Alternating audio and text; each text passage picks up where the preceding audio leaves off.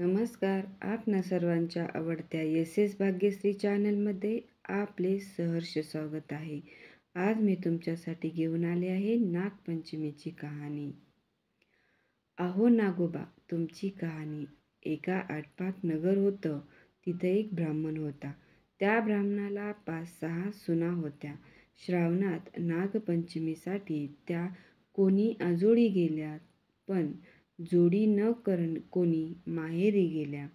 सर्वात धाकटीला माहेरचं कोणीच नव्हतं. तेव्हा ती जरा नाराज झाली, पण मनात म्हणाली, माझे सर्व संबंधित नागोबा देव आहेत. नागोबा मला माहेरून न्यावयास येईल. तिच्या मनातील तो दृढ भाव पाहून शेष भगवानास तिची दया आली. ब्राह्मणाचा त्याने वेश घेतला व त्या मुलीला नेण्याकरिता आला. ब्राह्मण विचारात पडला. त्याने आपल्या सुनेला विचारलं.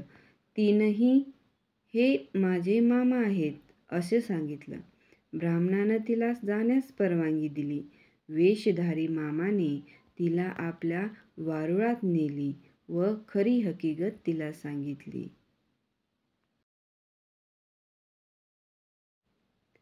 आणि फणीवर बसून आपल्या बिळात घेऊन गेला. आपल्या बायका मुलांना ताकीद दिली की हिला कोणी चावू नका. एके दिवशी नागाची नागिन बाळंत होऊ लागली. तेव्हा तिला हातात दिवा धरायला सांगितला. पुढे ती व्याली. नाय तिची पिल्लं वळवळ करू लागली. हे पाहून ती घाबरून गेली व हातातील दिवा खाली पडला.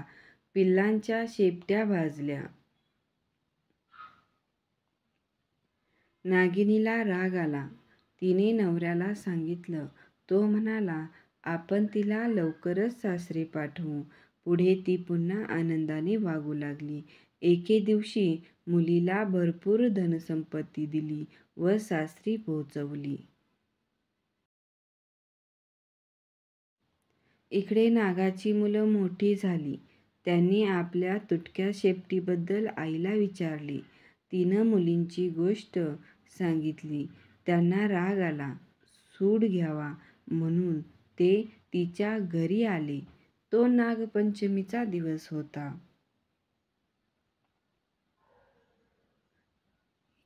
हिना पुष्कळ वेळ भावांची वाट पाहिली.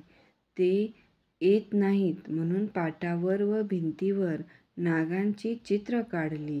मनोभावे पूजा केली व प्रार्थना केली. हे नागोबा देवा, तुमचा जय हो. लांडोबा पुंडोबा हे माझे भाऊ. जिथं असतील तिथे कुशाल ठेव असू देत, सुखी राहू देत असे म्हणून नमस्कार केला. नागाच्या मुलांनी हे सर्व पाहिलं. ही आपली मनोभावे पूजा करते, श्रद्धायुक्त अंतःकरणाने प्रार्थना करते याची त्यांना जाणीव झाली. त्याच्या मनातील राग दूर झाला व तिच्या विषयी करुणा निर्माण झाली. पुढे त्या दिवशी तिथं ते राहिले. दूध पाणी ठेवतात त्यात पहाटेस एक नवरत्नाचा हार ठेवून आपण निघून गेली. दुसऱ्या दिवशी तिने हार उचलून गळ्यात घातला. जसा तिला नागोबा प्रसन्न झाला तसा तुम्हा आम्हा हो. ही 60 उतराची कहाणी 5 उतरी संपूर्ण. नागपंचमीची कहाणी कशी वाटली ते कमेंटमध्ये नक्की कळवा. चॅनलला सबस्क्राईब करायला अजिबात विसरू नका. धन्यवाद. पुन्हा एकदा नागपंचमीच्या तुम्हा सर्वांना हार्दिक शुभेच्छा.